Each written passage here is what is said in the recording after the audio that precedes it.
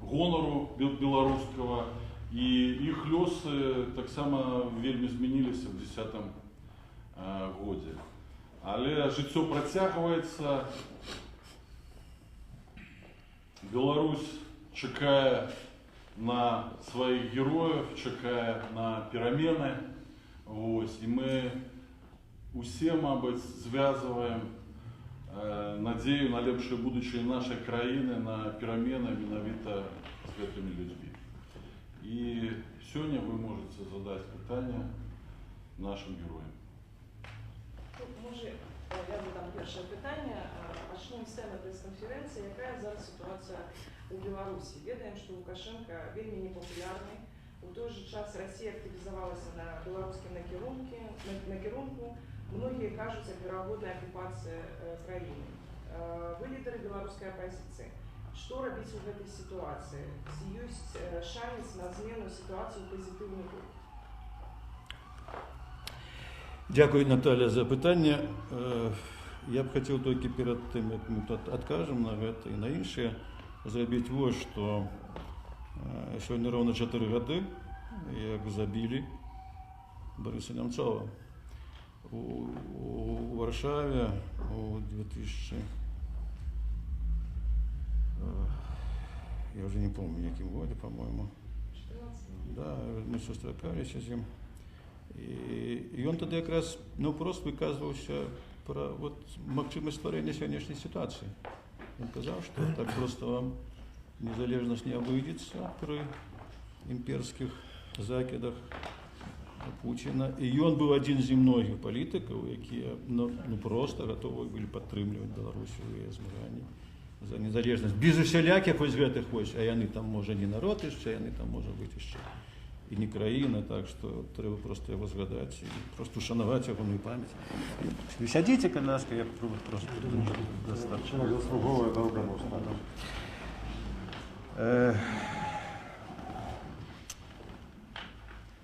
Ну і наших, яких, як ягоних забойців при тій владі не знайдуть при російській, так і з нашими, видать, вже доведеться розбиратися нам.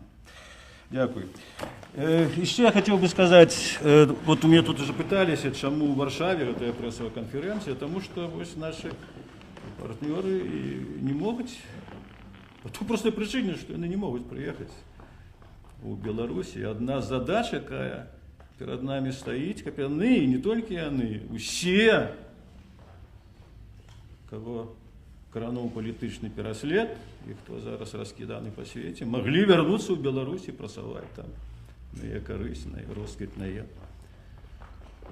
будучиню. Я ще у мене, я не можу про це не сказати, тут буде відказ на твоє питання, я ще раніше і сьогодні тут прийшов один з польських журналістів, знайомих мой, от як же так, ви якби довгий час були по різні боки,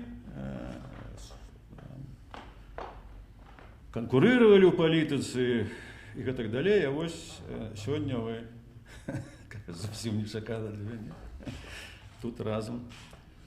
Тут разом на пресовій конференції. Ну так, наша опошня, ви скажемо, з Сальниковим, Андреєм, пресова конференція была у 2010 году. Проминули 8 годов наши относины, ну, нельзя назвать партнерскими. Але, коли ты занимаешься политикой, и у тебя мета зв'язана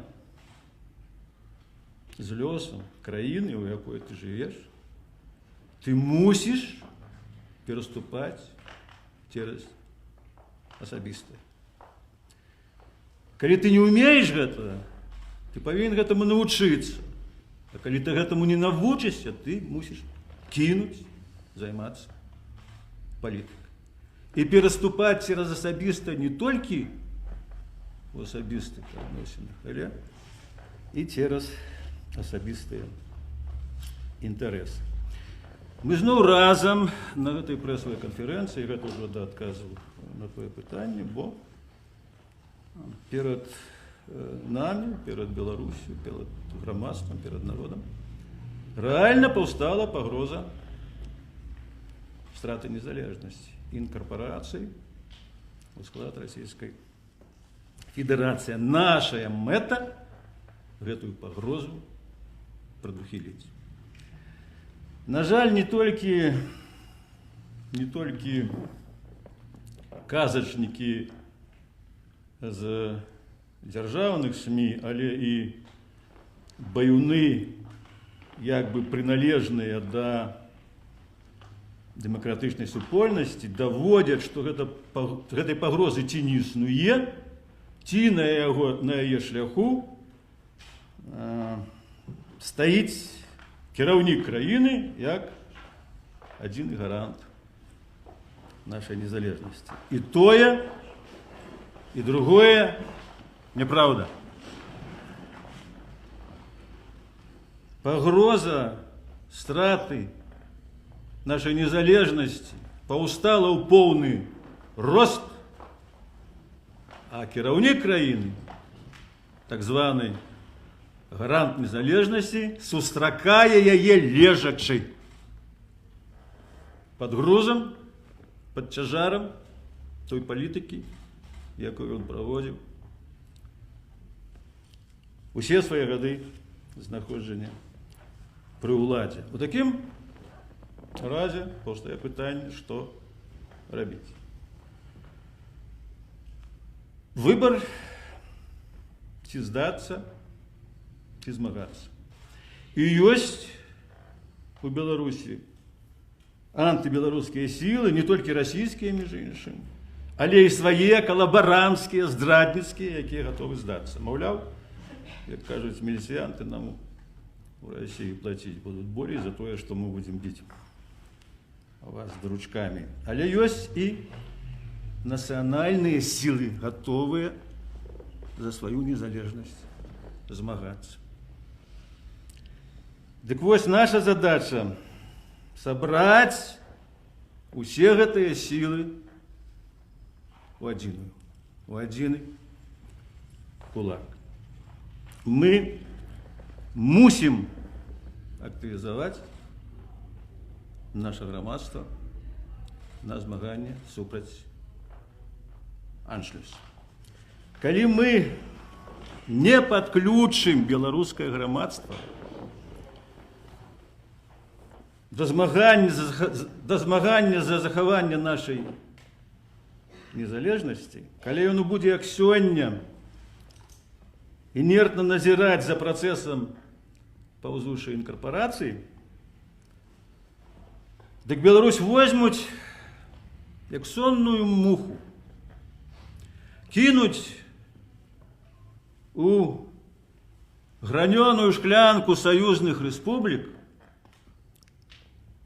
і накрыюць імперскай накрыўкай. І будзе гэтая шклянка стаяць у музеі. Дык вось, каб гэта не адбылося, я гатовы да супрацоўніцтва з усімі патрыятычнымі сіламі. І ў апазіцыі, і ў грамадскай супольнасці, і ва ўладзе, дзе гэтыя сілы таксама ёсць. Вось дзеля гэтага Беларускі нацыянальны кангрэс і вось гэтыя людзі, якія сядзяць перад вамі, прынялі рашэнне удзельнічаць у той палітычнай кампаніі, якая носіць назвы прэзідэнцкія выбары. Далей прошу моих партнеров вести. Я хотел подякувати найперше організатору этой пресовой конференции. Я так разумею, Хартію 97. Дякую, Наталя. Ви у складаній ситуації, але ви протягуєте робити свою справу для Білорусі. Я хотел подякувати тих, хто вам тут допомагає, що дали це помешкання судовне, таке камерне. І воно більше вимагає до суразмов'я, тому що, скажем так, тут нема трибуни, каб її там вещать і закликати. Тут люди досведченные, люди, которые владеют ситуацией, и мы собрались тут поговорить. И Владимир Прокопович подробязно рассказал, чему мы тут разом. Але я хотел особые акценты подтвердить этой небяспеки и вариантов подей. Так, Беларусь идет до раздорожья. Хутчэй нават можно сказать, что яе туды тягне. Знешние обставины, внутренние обставины. Перамены непазбежныя. Нас чакаюць драматычныя перамены. Найперш тому, что белорусский режим вычерпал свой потенциал. И он вычерпал свой экономичный потенциал. Галоўны складнік гэтага эканамічнага патэнцыяла было расійскае ўтрыманне. Россия уже не здольная и не хочет в такой ступени утрымоўваць Беларусь. Як это бывает, калі фирма стратная, то филиалы зачиняют. И филиал, Лукашенко перетворил белорусскую экономику филиал, стратный филиал российский, яны хочуць причинить. Вельми важный фактор тое, что режим вычерпал свой электоральный потенциал. Лукашенко, мабуть, зараз у Беларуси является самым ненавидимым человеком.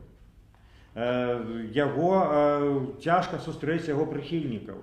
Я упэўнены, што яны недзе ёсць. Але гэта, як некалі казалі, што спіраль маўчання ёсць праціўнікі Лукашенко, але яны баяцца пра гэта сказаць і ствараецца ўражанне, што іх ввогуле няма. Зараз зваротная сітуацыя. Дастаткова просто проехаць у Мінску ці якім-нибудь яшчэ крый Божа там маленькім горадзе усходняй Беларусі, невялікім, стагнацыйным грамадскім транспорте и назвать там Лукашенко батька. Як это любят там нам приписывать украинцы, россияне, что он для нас там батька, отец. И одразу можно атрымаць портрет, и вельмі моцна. Потому что люди настолько ненавидят этого человека. Утворилася упершыню, мабыць, такая ситуация, что задолго до выборов оппозиционные политики маюць рейтинг реально вышэйшы, чым у Лукашенко. Теперь есть консенсусы уже у белорусском громадстве, у большасці консенсусы станоўчыя. Первый консенсус: белорусское громадство хочет незалежности. Другое, белорусское громадство хочет перемен политичных и экономичных. По всех опытаниях Беларусь атрымоўваецца самая передовая там нация в плане экономичных реформ.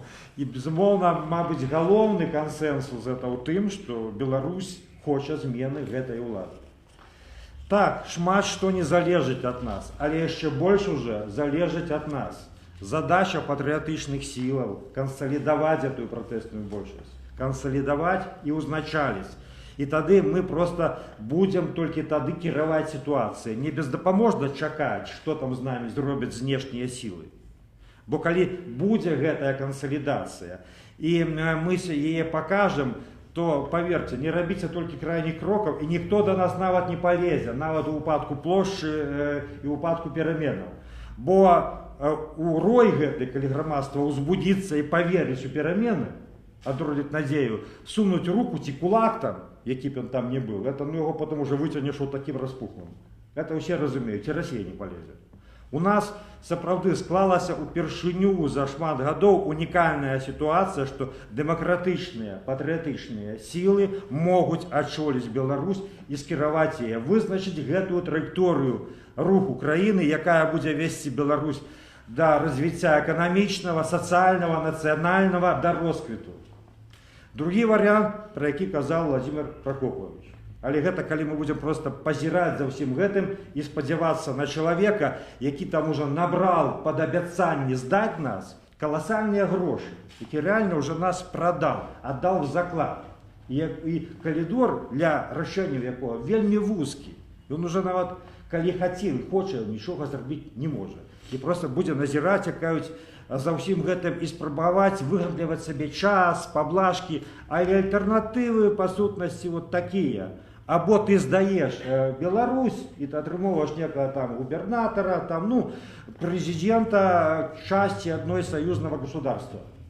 Або табе паціху утрыманне памяншаюць і цябе чакае рэвалюцыя. Рэвалюцыя або анексія.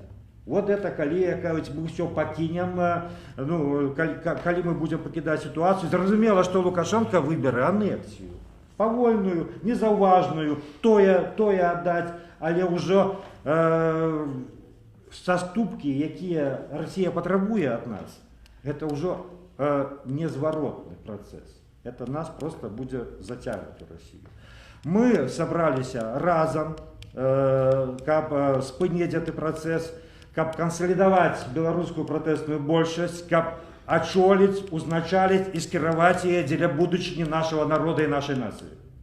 Мы в стане гэта зрабіць, таму што в беларускім нацыянальным кангрэсе сабраліся якраз тыя людзі, якія ствараюць гонар Беларусі. Іх тут не могуць, яны не могуць усе прысутнічаць тут, як Станіслав Шушкевіч, як Геннадзій Федыніч, які знаходзіцца зараз пад крымінальным пераследам, і многія іншыя. Але все, што жывое, все, што змагаецца, за лічаным выключэннем, яно знаходзіцца ў беларускім нацыянальным кангрэсе, і мы гатовыя. Мы пачалі, і Беларусь уже адгукнулася. Беларусь адгукнулася, людзі ведаюць пра нашы рашэнні, яны усяляк імкнуцца выказаць сваю падтрымку ім. Я веру ў нармальную будучыню нашай Беларусі.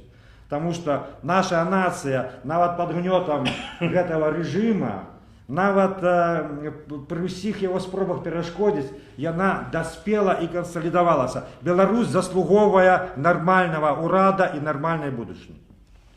Дзякую. Абяцаў камерна.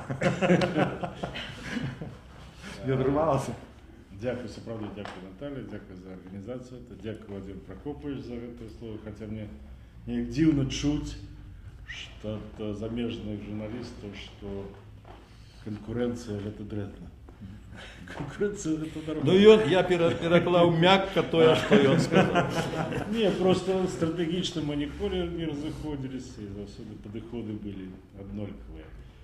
А я хотел бы что дадаць, што вось мне таксама дзіўна чытаць, што нехта лічыць Лукашенку гарантам, абаронцам незалежнасці.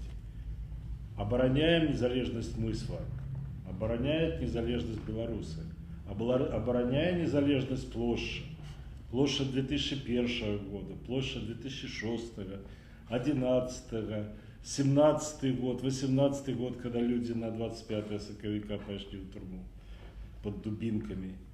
А обороняют незалежность еще нават до Путина. Потому что тут Змитер Бондаренко присутнічає, який виходив під дубинки у 96-м году, 96-м, так, 98-м, коли были подписаны домовы, они перекрывали проспект. И это спрацоўвала. Ну, тады был Ельцин, зараз потребны больше рашучыя дзеянні наши. Так вот, это мы обороняем. Ну, як можно называть гандаль за падтрымку рэжыму ў Маскве, у Крымлі, у Сочи, обороны незалежнасці. Гэта гандаль. Гэта гандаль, які дае дивиденды толькі крымінальнікам ва ўладзе. Гэта ўсё.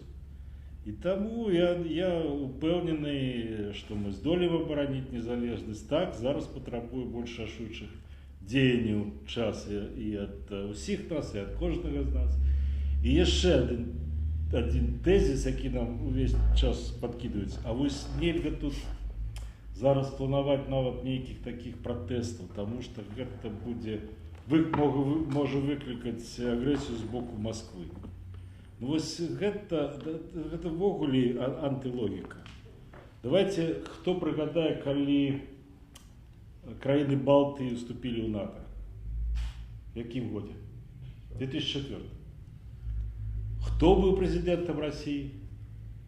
Коли мне в 2000 году сказали, что Балтия будет в НАТО, я сказал, николи. А еще коли бы сказали, кто ее благословит туда. Я сказал, николи. Что отбывается зараз там? Нават у той группки такой трохи штучно створеной, як усходнее партнерство. Отбываются процессы демократизации все-таки.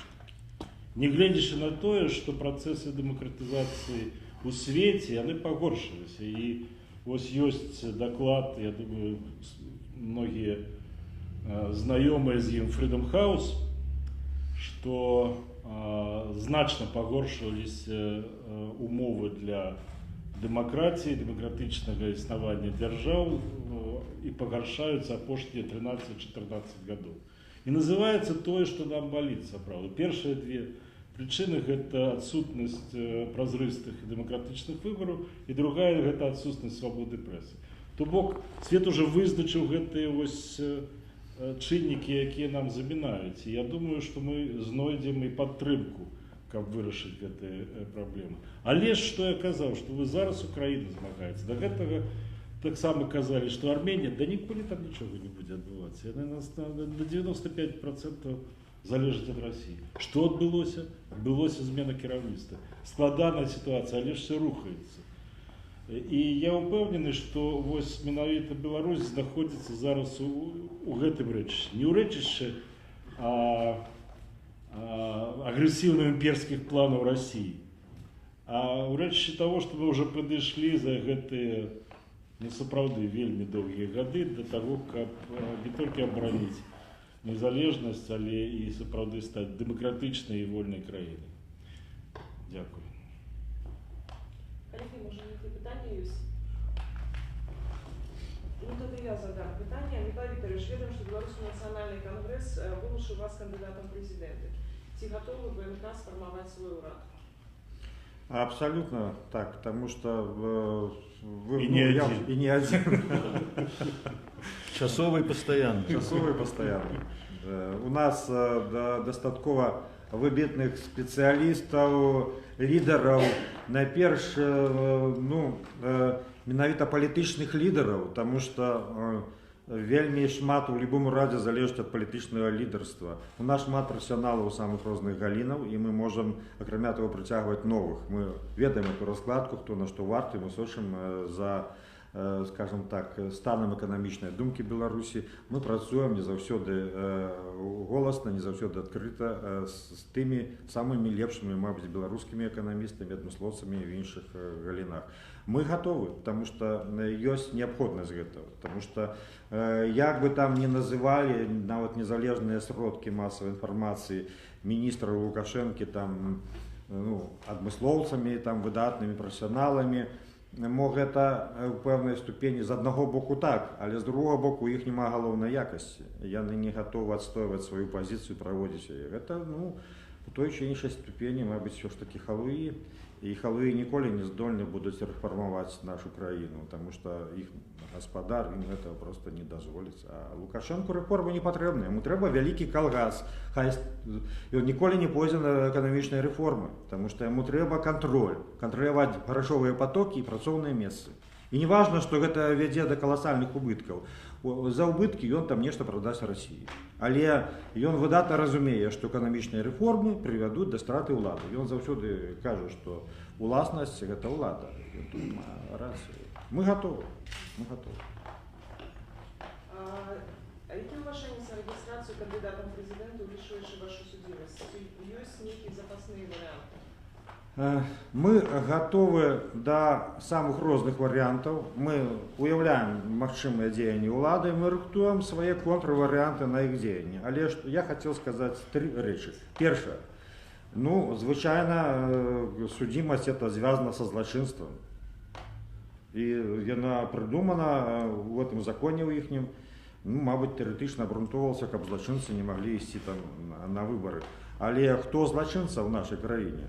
Я завсёды, до речі, на эту турме называл себе, как я казал этому, кто меня хова, я самый законопослухмяный человек, тут громадянин, в відрозненні від вас.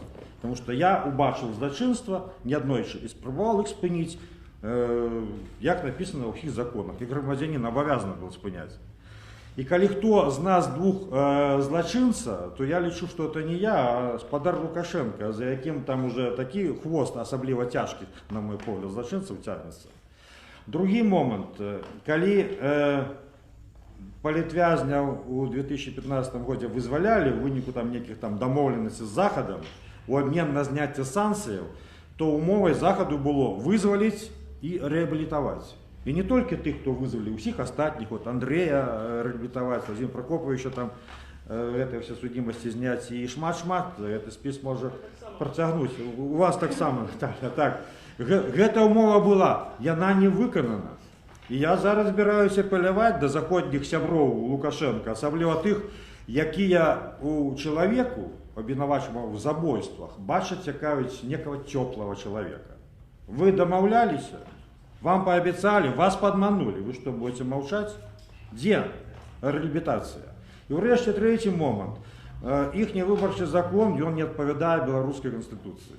У беларускай канстытуцыі допускается только, скажем так, заборона на удел у выборах разной якости кандидатам, у голосовании, только две причины.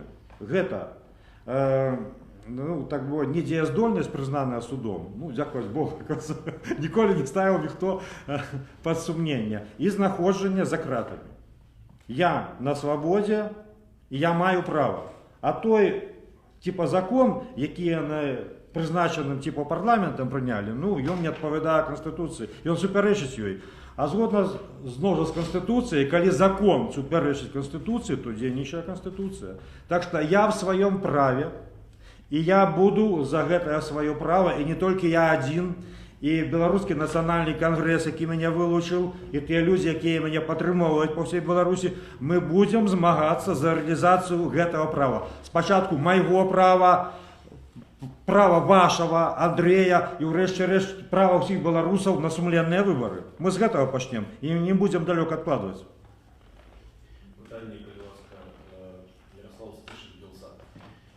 Питание такое, вы уже были кандидатами на выборах 2010 года, тады адбыліся массовые протесты супраць фальсификации выборов, тады адбыліся было жорсткае задушэнне гэтых протестов, рэпрэсіі, целая хваля, якая практычна задушила магчымасць дзейнічаць апозіцыі на доўгія гады. Якая новая стратегія перамогі на выборах, демократизации ёсць цяпер? То бок, што можна прапанаваць людзям, якія хочуць пераменаў, што вы можете ім прапанаваць і якія дзеянні, акрамя таго, што ўжо было? Ці ёсць штосьці новае? Ведаеце, калі іншы раз механізмы, якія толькі ў нас ёсць, а іншых механізмаў, акрамя масавых, працяглых, петных пратэстаў, для мірнай змены ўлады ў нас няма і выдумаць тут нічога нельга.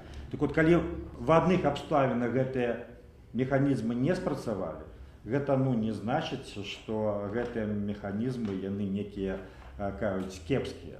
Просто значыць, тады не прыйшоў час.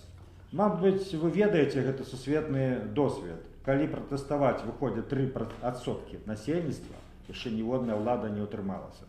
Але я хацеў тут яшчэ вярнуцца да фармулёўкі вашага пытання. Я яго цалкам не прымаю. Пра ваше задушэнне і гэтак далей.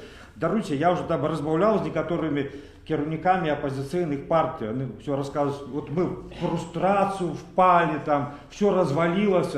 Я самая старейшая со створаных у найноўшыя часы партыяў удакладняю. Я пытаюсь, а у кого вас там арыштавалі? Кто у вас сидел? Никто. Як вас там репрессовали? Вот нас сидело там некалькі чалавек, спачатку некалькі десятков, праз год нас сидело некалькі чалавек. И вы что ж это все впали в эту фрустрацию?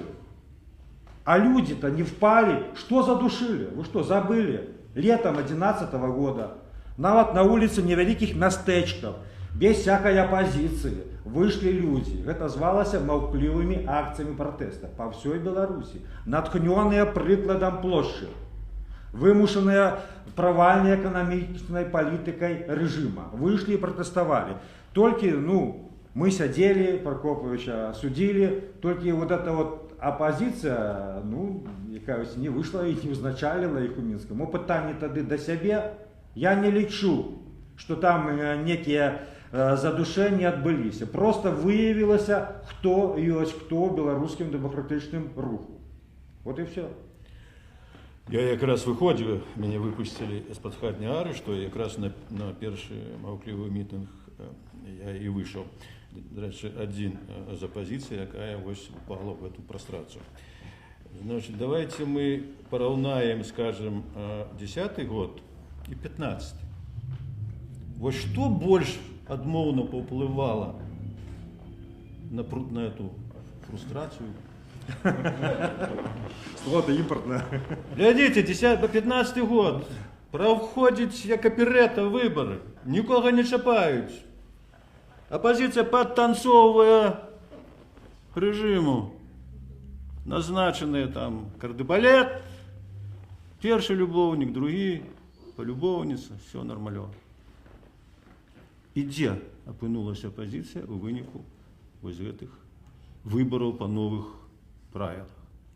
Выбачайце, я б сказаў, Не треба. ну, все, з'ехала з палітычнага поля у офісы каву піць.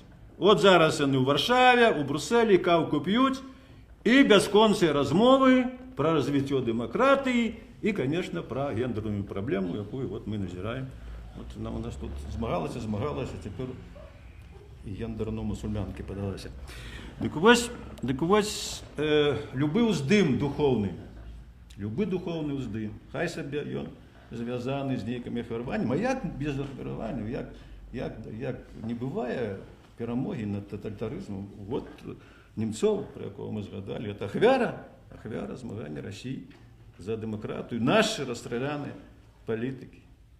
Это ахвяры за змагання. Ну, вибачайте, інакш не бывае. І з нами могло бути, ну, сталося так, могло бути інакш. Дякуй Богу, што ўзнялася гэтая хваля. І дякуй тым людзям, якія яе ўзнялі. А калі б этого не было, то вы б з нами сёння не сядзелі, гэта стопудоў. Ну, я не кажу, што нас бы там усіх пастралялі, але што там по 10-15 гадоў уляпілі б і ніхто, бо, скажем, не быў першы прысуд, спроба узброенага пераварот. Это ці максімальны тэрмін, ці увогуле дасцяны. Дык вось новыя нейкія, значыць, вот паспрабавалі новыя метады дамовіцца. І не пад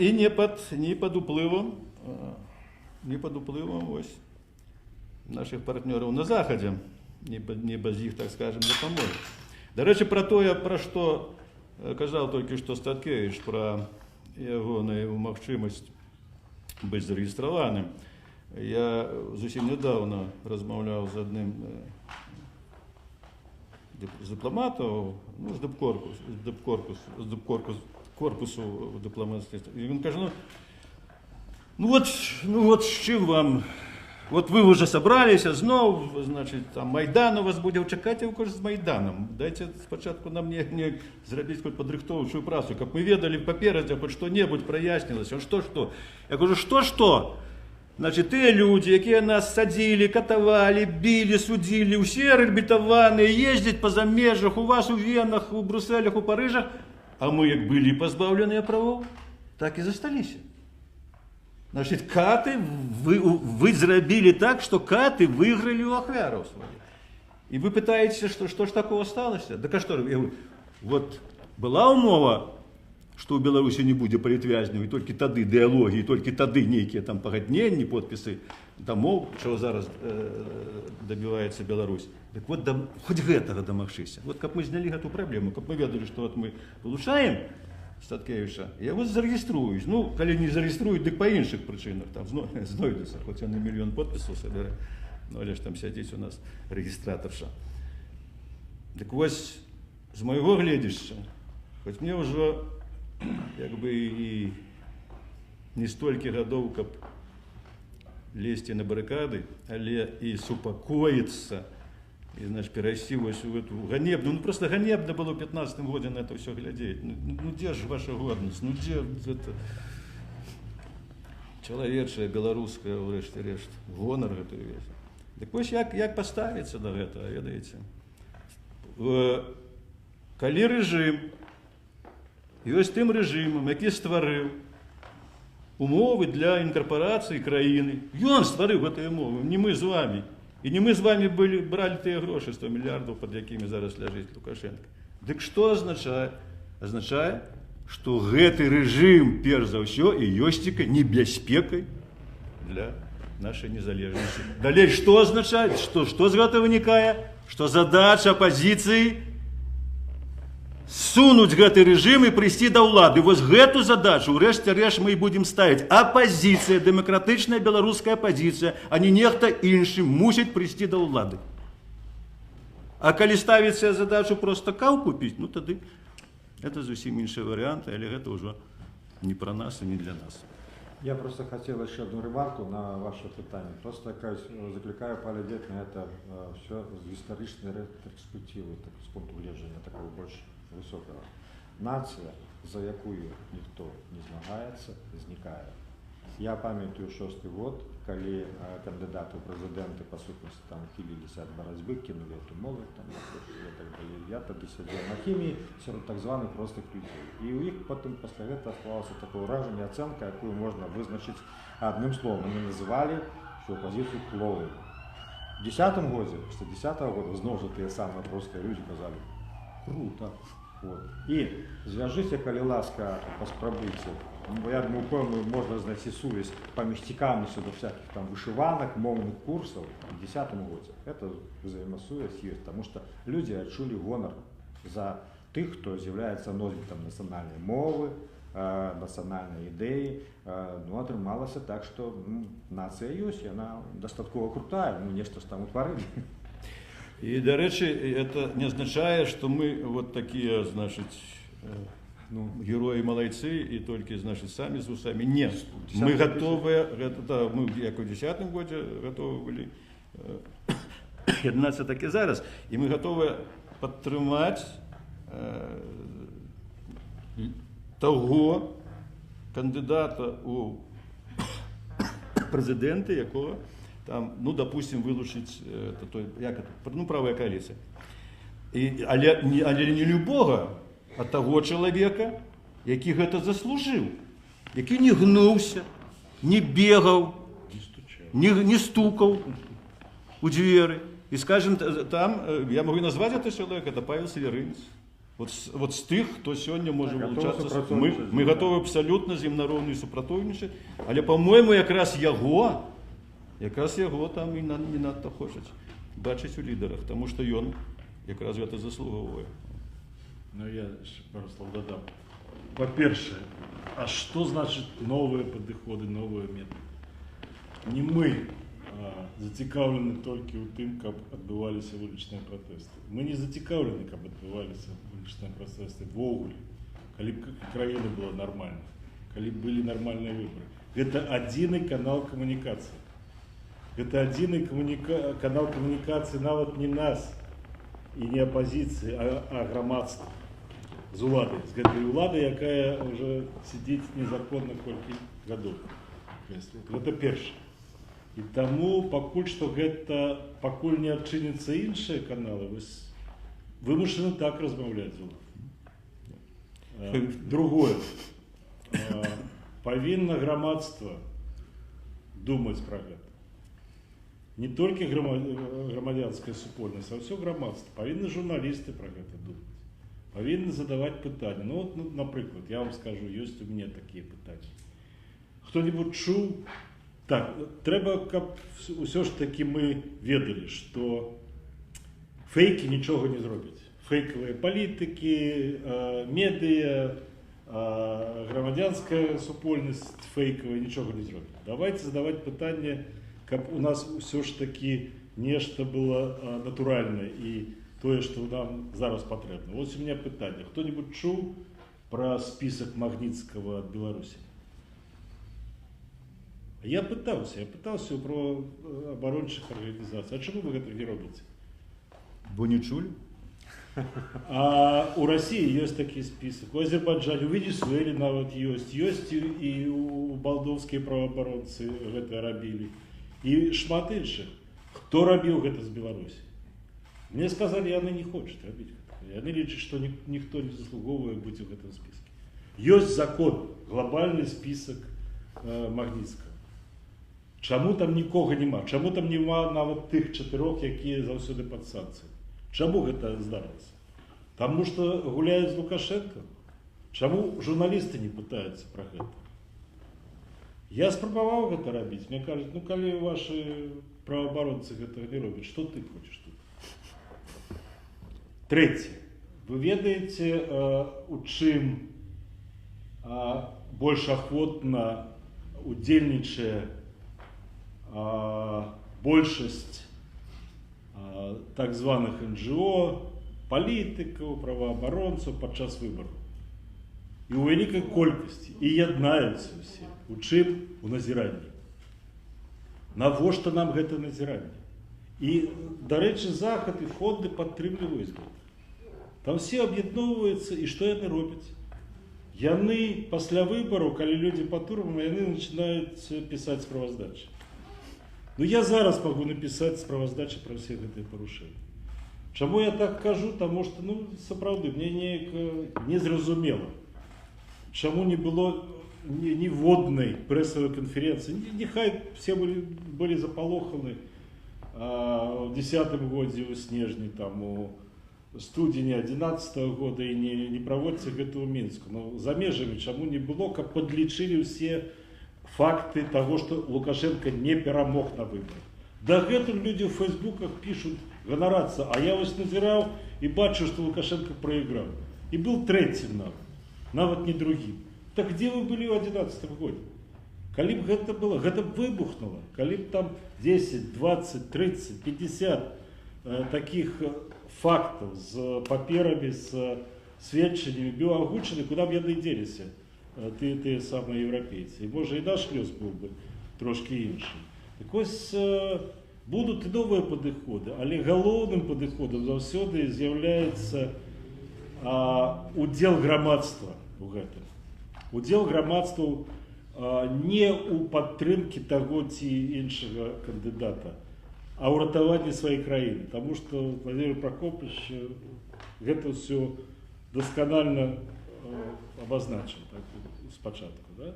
Зараз мы ратуем незалежнасць. Незалежнасць можна ўратаваць толькі праз дэмакратыю.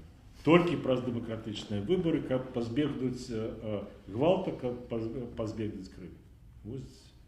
Так что давайте все разом и думать. Тому мы здесь и сустракаемся. Я не выключаю, скажем, у борьбе за незалежность, за то, как Беларусь была Беларусью по век веков. Кого завгодно, абдымуху чорта. Але гэты чорт павінен сказаць, што ён чорт. И роги показать с хвостом. Сказать у чым. Якраз хотів задати питання. У цьому годі Польща згадувала круглий стол 30-годдя. Ось на вашу думку, бо ви казали, що Лукашенко так само знаходиться у вельми складаному становищі. Коли буде така пропанова з боку влади, ці готові ви сісти за стол перемовин? Я ж тільки що сказав. А там называться нет, а там черти. Треба разуметь, что ва ўрадзе ёсць нармалёвыя людзі, і сённяшні канфлікт ужо, які вымалёўваюцца рэальна ўлада, ну, выканаўчая ўлада і Лукашенко, не выпадковы. Яны бачаць, што куды ні кінь, паўсюль клін. Вот, калі дзейнічае так, як ён кажа. Вот яны пачынаюць, што тыя хлопцы, якіх, значит, скіну. Вот шыкоўнае кіно пра тое, у якой краіне мы жывем, гэта Аршанская бітва, якую правёў Лукашенко з папярэднім урадам. Што ён зрабіў? Это вот калі сям'я, да, мафія кіруе краінай, это абсалютна паўсюль так робіцца. Ён, каб зратаваць аднаго з сямейнікаў сваіх, Жарко, міністра, віцэ-прэм'ера тады, зняў к чортавай матері увесь урад. Усіх віцэ-прэм'ераў, усіх міністраў. Для чаго? Каб вывесці этого Жарко, злодзея кончанага, жуліка, з-пад крымінальнага пераследу. Разумееце?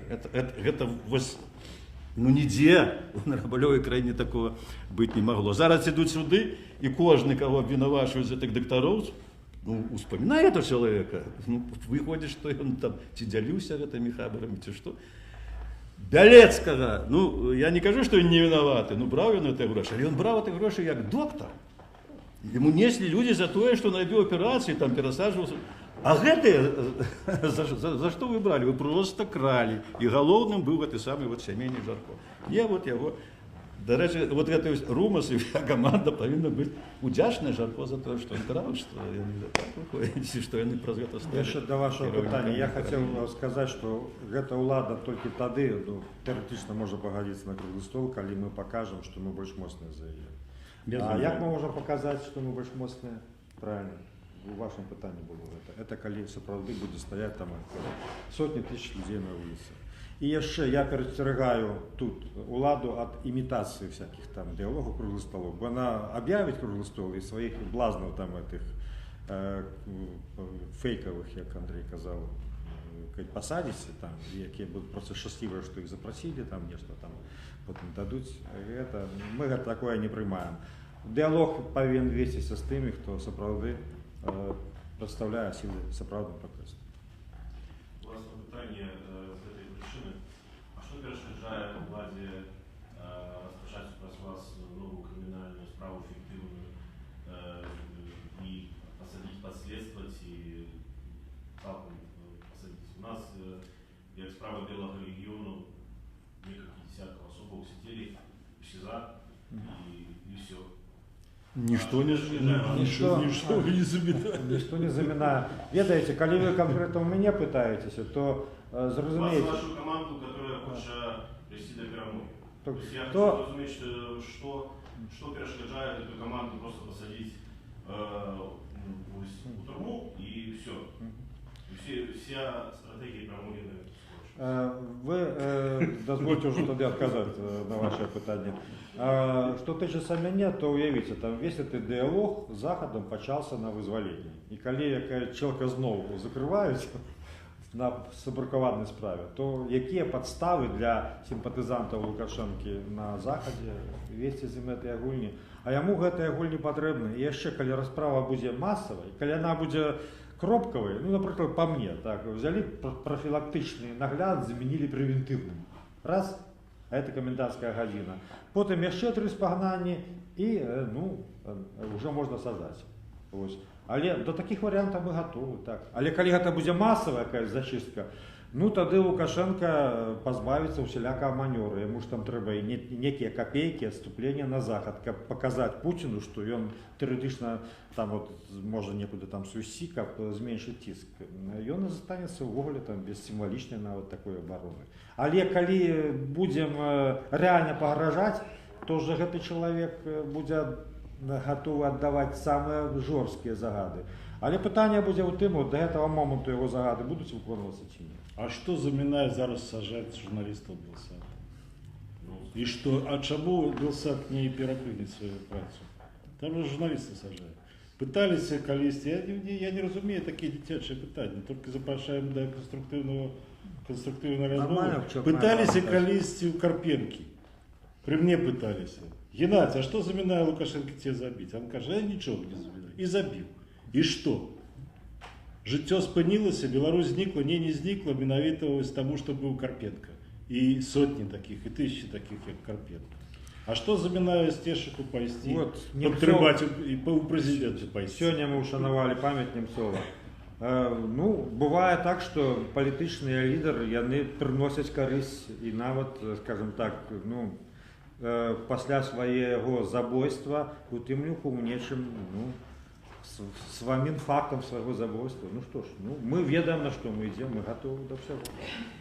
І ведаеце, калі вы лічыце нас людзьмі, якія не ўсведамляюць сітуацыю, у якой знаходзіцца сённяшняя Беларусь, не ўсведамляюць таго, што мы сёння паціскам не толькі беларускага рэжыма, але і пад наглядам расійскіх спецслужб, тому што гэта ўжо скрыжаванне, мы сталі на скрыжаванні, а не просто там на проселочном шляху, где в один бок. Ведь кто вы помыляете, все это мы усведомляем. Скажем, коли меня вызволяли, то там разные приходили, там начальники попередживали, что так легко вы, Владимир Прокопович, выскочили у нас только зараз. А коли вы знов, значит, нечто тут такое придумаете, то будет значно горш. Ну, што ж, нехта некага палохае.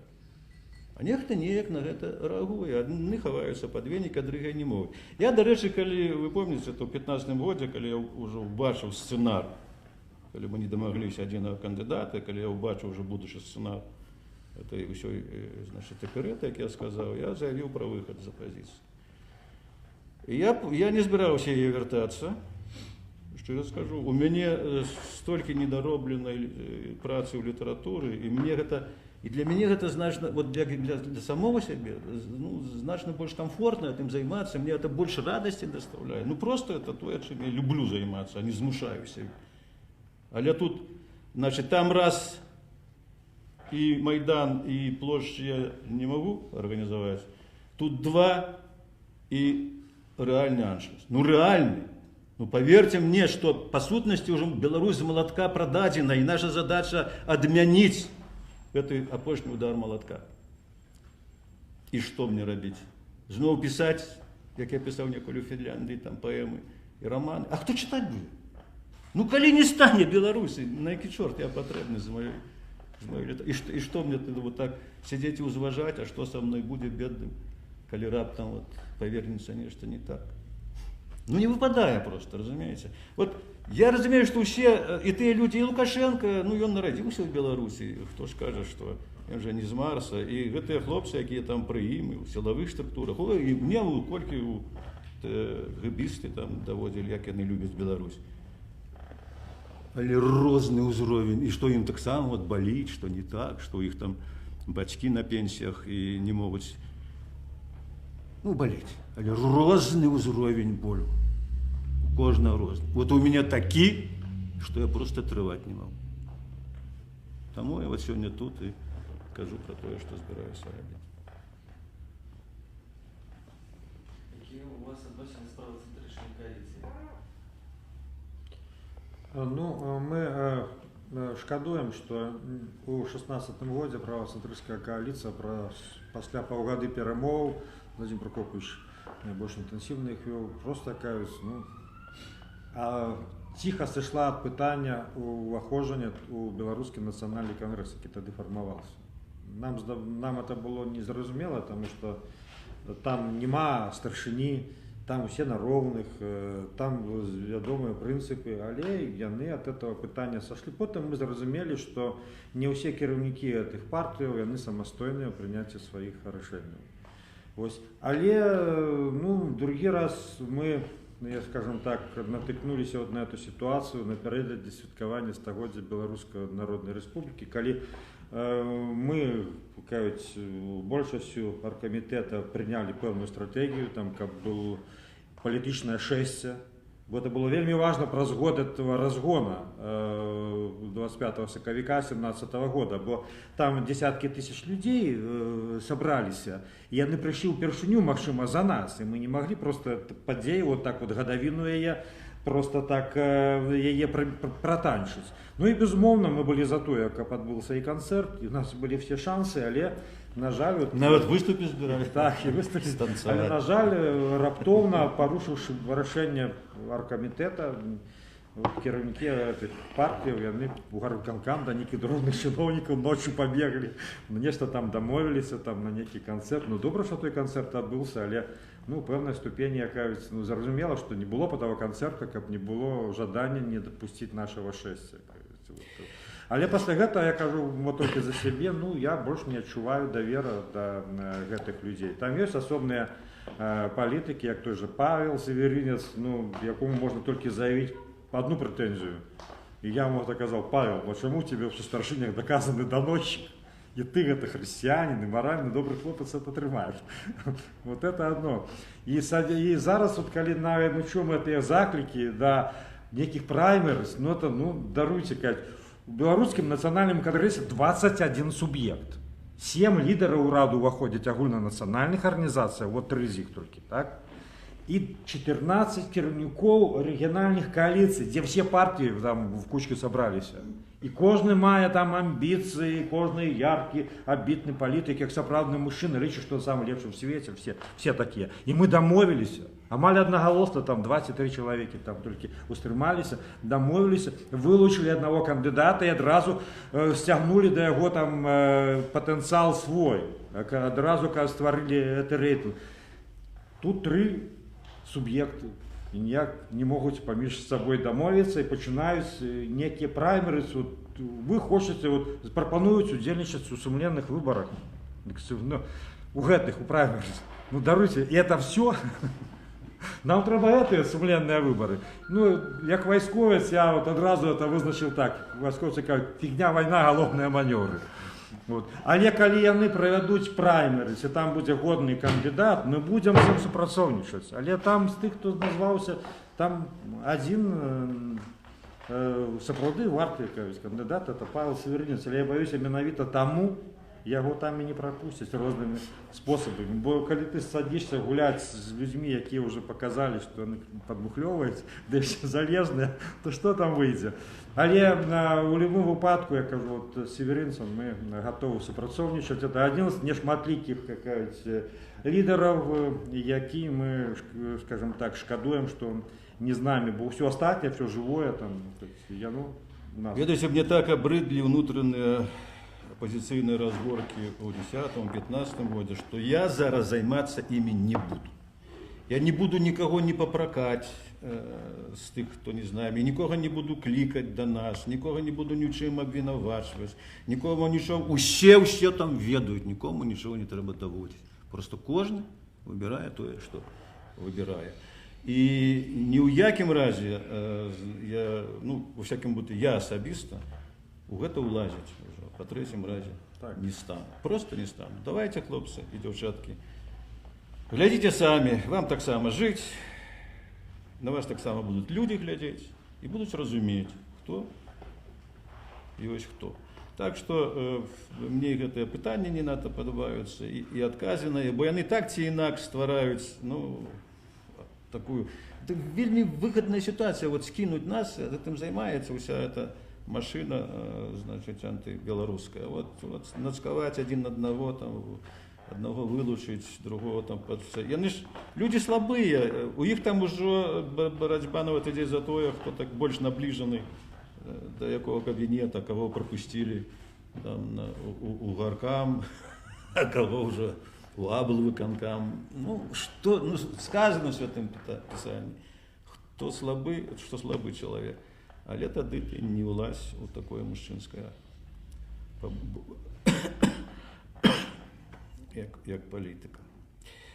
Зрэшты, не гэта галоўнае. Галоўнае сёння насамрэч, я яшчэ раз скажу, што вот перад нами просто гістарычная задача стаіць захаванне нашай незалежнасці. Бо калі гэтага не станецца, то вот я ўжо казаў, так накінуць нас у эту шклянку ранёную накрыюць напою, то тады яна будзе стаяць, што музей доўга. Калі ў той Расіі станецца яшчэ магчымасць стварыць фортку для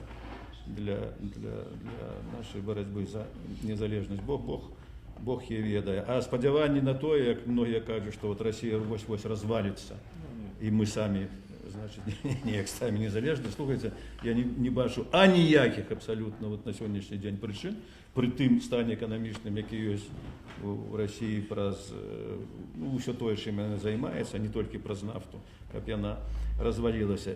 І нам вот, як бы мы не круціліся, нам усё адно заваёваць сваю незалежнасць побач з гэтай краінай. Нікуды яна ад нас гістарычна як была, так і не жаль. На жаль ці не на жаль. Я не ведаю, можа не на жаль, можа быць, каб і там быў захад, то можа нас ужо б і не было. Так что кто я ведаю, может быть, то, что мы живем на этом скрыжаванні, нас и трымае ў свеце. Тут уникальное вот такое вот сполучение вот шанса и погрозы. Вот сапраўды абварствілася пагроза, але разом з тым знешняя, унутраныя абставіны такія, што краіна саспела. Люди шукаюць, глядяць, хто. І ад нас толькі залежыць, это будзе патрыятычная альтэрнатыва, і тады гэта адзін шлях Беларусі. Ці іншая, тут бачнае праяўленне, это спадар Пуціна, які там у кожным тэлевізоры зараз. Вот Пуціна або мы. Все. А які зараз настрой у номенклатуры армії спецслужби? По-рознаму, ведаеце, ну, большасць людзей там таксама яны так асабліва усвядомлена не жывуць, яны прыстасоўваюцца. Але чым вышэй, тым больш пра пуцінскія, можна так сказаць. Калі войску асабліва відно, калі ну, там яшчэ вот эти апошнія наборы, не было такой агалтелай антыбеларускай прапаганды, там уже там беларусы уже там выгадаваліся, там яны ж таксама ў гэтым грамадстве, мы ж уже столькі незалежныя, яны уже ведаюць, хто яны. Яны уже ну, так, готовы так мовіць, і бараніць краіну, калі да іх загад дойдзе. Але праблема ў тым, што на верхнім эшалоне тыя людзі, якія такога загада ўніз, нават калі Лукашенко яго і дасць там бараніць незалежнасць ад Расіі, яны яго не прапусцяць, таму што там зараз даслужыліся да вышынь у вертыкалі, у міліцыі, у КГБ, у войску тыя людзі, якія ішлі маладымі у войска, у сілавыя структуры, ва ўладу, падтрымліваючы тагачасную палітыку Лукашэнкі. А яна была такая: я на коленях готов пойти в Кремль, там, типа, объединяться на это самое. Яны ішлі, ну, служить, якаюсь уже ведаючи, думаючи, что они идут служить уже в систему, ну, российскую уже. Их такая ментальность, их погляды такие. І зараз Лукашенко на вас спрабаваў нейкія чысткі войску зарабіць і в КГБ. Але хто гэтыя чысткі? Он же не сам, не кожны, а там выключи, праверыць яго, в галаву ему не залезе. І он даручал іх начальникам, вот, тым, якія якраз бачаць Путіна уже сваім прэзідэнтам. І калі каго там зачышчалі, то я так подозреваю, што зачышчалі якраз тых, хто ну, у кім заподозрили беларускі нацыяналізм. А своих выгараживали и так далее. Ключевые позиции дагэтуль, асабліва генералітэце, как у старейшым, ну, полковничем в этом звене, займаюць яны, их лидер Путин. Один з гэбістаў сказаў мне так вот, ну як бы так, облажливо: ну, Владимир Прокопьевич, вот мы тут подлічили вас с вашими идеями, ну, падтрымлівае, может быть, 3% насельніцтва. Я пытаюсь, а колькі у нас это насельніцтва, як ты? Вы подлічвалі? Ну, подлічвалі, кажа, 9,5 мільёнаў. Я кажу, ну, палічы тепер 3% ад 9,5 мільёнаў. І палічы тыя адсоткі, якія абаранілі Украіну ад захопу. Ну, яго выйшла немало. Дык вось гэтыя людзі, калі яны аб'яднаны ідэяй, што нам зноў жа показала Украіна. Украіна ж показывала... У нас не 3%. У нас не 3%. Так што тут усё гэта... Прычым гэтыя людзі служывыя, яны ж хістаюцца у той бок, дзе адчуваюць сілу. Вот сёння там, яны сюды... Это хто-то казаў, што Кучера не трогайце... Кучеров, проституток. Колчак. Колчак, да. Артистов. Артистов, они готовы служить любой уладе. Это можно это. Вот у 2010 году, когда памятаете, была эта такая активная информационная, значит, антилукашенковская пропаганда. Я ехал на Брэшчыну туды, и меня каждый раз затрымлівалі по дорозе, ну, каб я не сустракаўся. И там трымалі ў якой-нибудь кутузцы раённай, а пасля уже, калі люди разыходзіліся, выпускалі. Дык вось, гэбісты чакалі, а менты пераехалі іх і правезлі мяне па іншай дарозе, каб я все-таки доехаў, разумееце? Прычым падпалкоўнік, міліцыян. І пытаецца ў мяне, а гэта якраз уже было тады, калі вот бацька гэтых розных прайшоў, прашумеў, і здавалася, што ўсё ўжо Москва кіно яго падтрымліваць, і ён так у мяне пытаецца: а что вы вот это, Владимир Пакович, навстречу-то везете? Я говорю, ну что вот тут одозвают, вот книжка, не то. Я говорю, что? Оружие надо вести, Владимир. Так что... Ось якою ви бачите будущее в Білорусі, які стосунки з ЄС і з НАТО ви бачите? Ну, я думаю, что будучыню Беларусі мы все бачым як незалежнай краіны, развітой беларускай Беларусі, якая, ну, кажется, мае стасункі добра з усімі суседзямі, але вы павінны разумець, што на гэтым гістарычным перыядзе, калі альтернативные силы Лукашенко будут идти, скажем так, на протест под лозунгами там, «Беларусь в НАТО», ці Беларусь в ЄС, то тут докладно мы отримаем внешнего вмешательства. Тут есть еще один такой момент. Я казал про то, что об'єдновує Беларусь, а есть некоторые речи, які нас раз'єдновують. Это ставление до геополітичних орієнтацій при симпатії до незалежності, але от з ким там сябраваць. І яшчэ таксама моўнае пытанне. У гэтых пытаннях трэба шукаць, каб кансалідаваць эту пратэсную большасць, трэба шукаць кампраміс. Я этот компромисс пропоную вот в таком выгляде, что внешнюю политику давайте покинем сумленно обранному першому демократичному обранному парламенту. Что треба сябраваць з усімі, мець добрыя адносіны з усімі, што трэба шукаць інтарэсы адначасова, каб пачаць адражаць беларускую мову, але захаваць інтарэсы рускамоўных і так далей. Гэта пытанне, іх трэба некім чынам артыкуляваць і абмеркаваць людзьмі.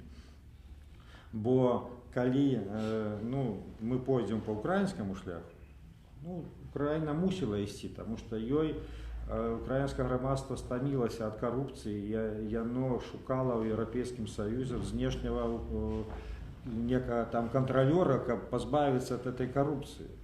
І вы бачылі эту рэакцыю. Мы можам не перанесці як краіна такога удару. Таму мы, скажем так, але з другога боку у нас бытавой такой карупцыі, у галавах няма схільнасці такой да карупцыі. Мы паўночная нацыя, у паўднёвых крышку па-іншаму. Ім трэба у дзяржавы забіраць і прадаваць прыватнікам усё, бо інакш раскрадуць. Так вот, з другого боку, мы можем и сами справиться и не допустить тут всплеску коррупции, але на этом этапе я сподіваюся, что неколи там что будут меняться ситуации, будет меняться Россия, и неколи вся Европа, весь яна будзе адзінай в Еўрапейскім Саюзе і, мажліва, ў НАТО. Але зараз паднімаць гэтыя пытанні як мэты пратэста, это значыць просто паставіць пад пагрозу незалежнасці. Мы не абмяркоўвалі з калегамі, я кажу пра сваё меркаванне, тому мы кажам, наша мэта сумленныя выбары, наша мэта мець добрыя стасункі з усімі, развіваць адносіны, і я за тое, каб Беларусь мела ваенны нейтралітэт. Каб не было тут ні расійскіх базаў, але з другога боку, чаго баіцца Расія, каб тут не было базаў з іншага боку. Вот такая позиция.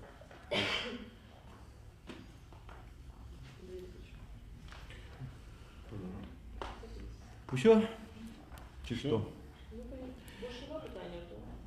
Есть питание? А тут паспрабуем задать пытанне. Я только хочу что сказать при конце, поскольку уже починал. Вот по атмосфере, якая сьогодні ёсць, яка не толькі у нас, а у грамадстве, такое вот питание висіць. Все одно ж гэта як бы безнадзейна. Як бы вот гэта все одно не магчыма. Па-першае, ўсё магчыма. Па-другое, тое самае мяне пыталіся, скажем, про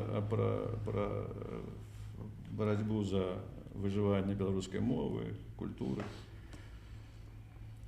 І вот асабліва гэтыя тыкальшчыкі, значыць, айцішнікі, значыць, якія уже там, это справа нават не ў ангельскай мове, а вот это у мове компьютерной, у свядомасці этой компьютерной. Так вот, ён же не конкурентны, этот ваш язык беларускі, ён же уже куды-то. Вы ж бачыце, что свет уже мае, значит, эсперанто такое уже, не штучное, реальное, ангельская мова, все.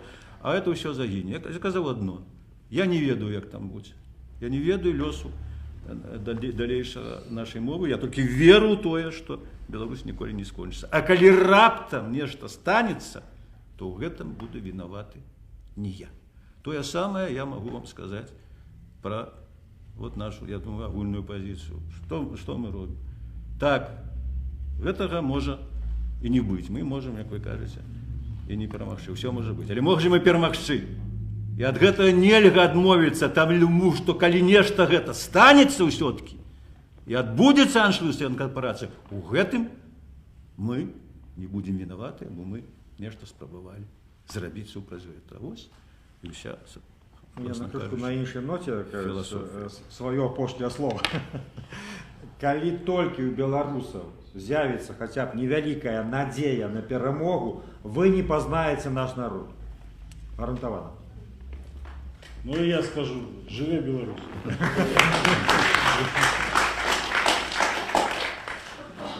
Дякую. Дякую. Дякую.